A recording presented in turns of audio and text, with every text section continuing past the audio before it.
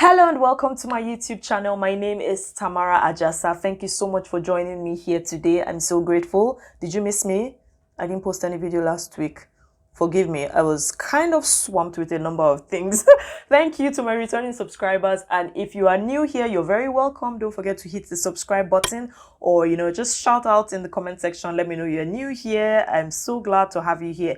Okay, and we're going straight into today's topic. And I'm going to be addressing the topic on this love matters and is should love or should marriage be 50-50 balanced equation on the equilibrium. And I mean kind of like your expectations, your contribution, everything, should it be 50-50? You hear that a lot these days on social media.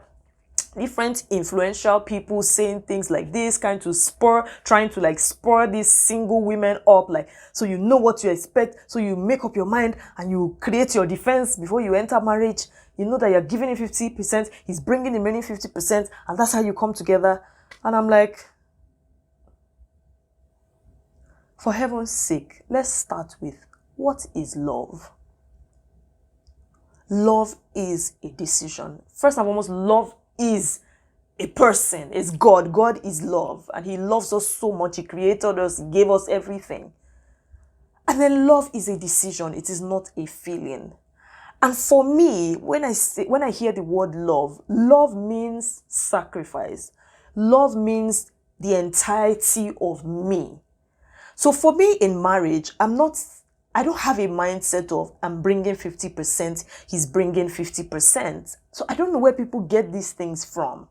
Love is not mechanical. It's not a structured thing. It's not a quantifiable thing.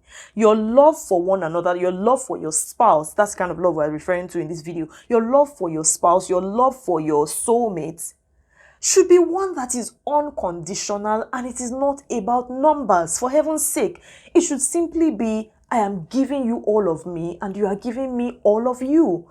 100%, if you want to even put a number on it, is give your all. As in, like, I don't even want to beat around the bush and be going like this. I do not accept that opinion or that school of thought that when you are going into marriage, it is you bring 50%, he brings 50%.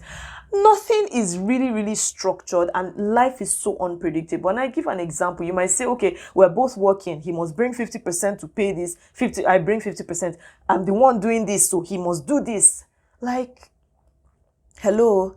The truth is, if you see a relationship where the man and the woman are really good friends, best of friends, and they genuinely love one another, these things are not issues. These things do not matter. Nobody sits down saying, I'm the one that swept the place today, so that means you are the one sweeping the place tomorrow. No. And nobody sits down saying, the husband doesn't sit down saying, I'm the one that paid the bills today, so you must pay the bills tomorrow. It's 50-50. Come on, people. Come on. Like, seriously, come on. What have we turned love into? What have we turned it into? It's about giving your all. If one person is more available or has the resources to do something at a time, that person does it without even thinking twice, because there is genuine love. Love is sacrifice. Love is like, I am giving you everything. In marriage, the husband is saying, my number one desire is to make my wife the happiest woman in the world.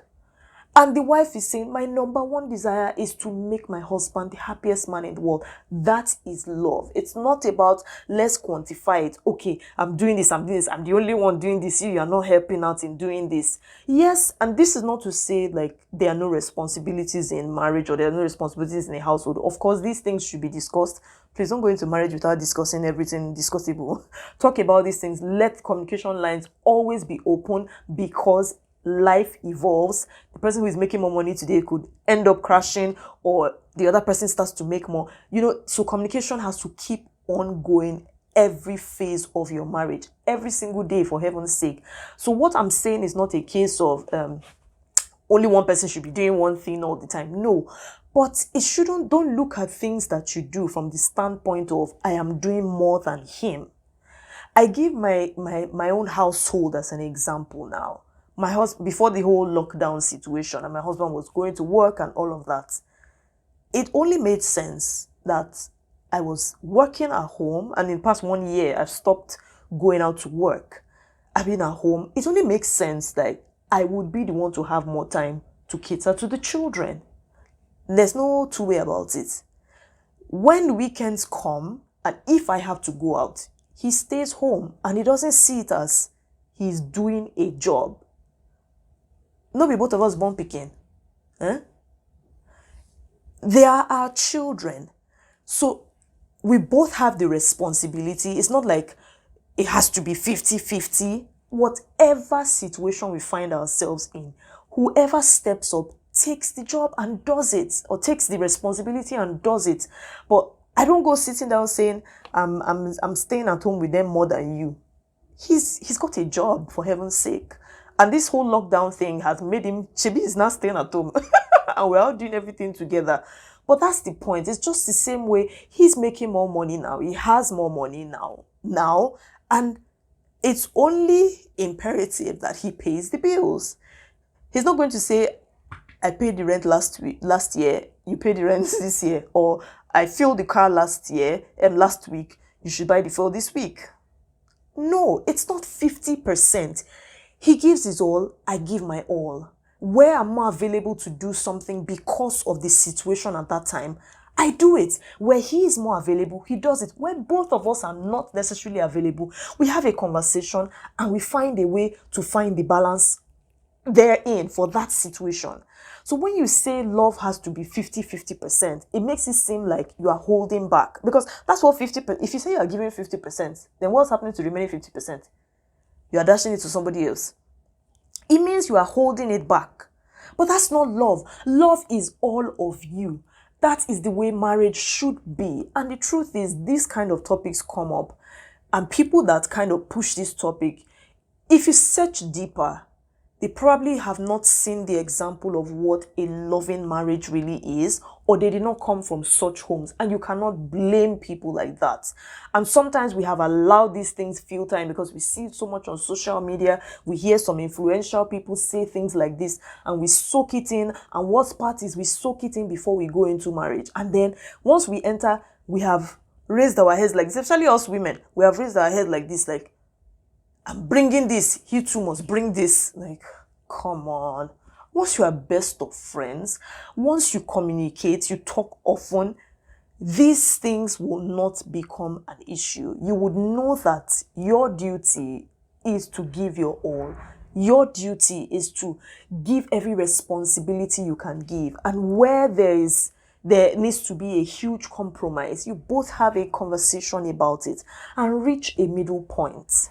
But please, especially to sisters that are not yet married, do not go into a relationship or into courtship or marriage or whatever thinking that I'm only giving 50%. He has to bring the remaining 50%. Look, life evolves.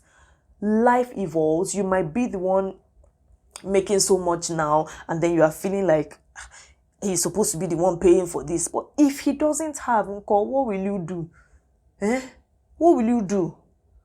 And this is not an excuse for one party to be lazy and or one party to be so self-centered and leave everything for the other person. No, that's not the point I'm trying to make. But it's more of a sense of, the major thing is, go into a relationship or let that marriage be from the standpoint of, I am giving you everything. If the woman thinks that way and the man thinks that way, it comes together. That is a strong unit, my dear. A very, very, very strong unit. And nobody can break it. Don't waste your time trying to analyze. You break down everything. I did this today, you must do this tomorrow. I brought this today, you must bring this tomorrow. And so many, like, you people even spoil a relationship before you even enter the marriage safe. And then you'll be wondering why there is problem. Please. That is my honest opinion, and I'm not even going to like try to sugarcoat it or not.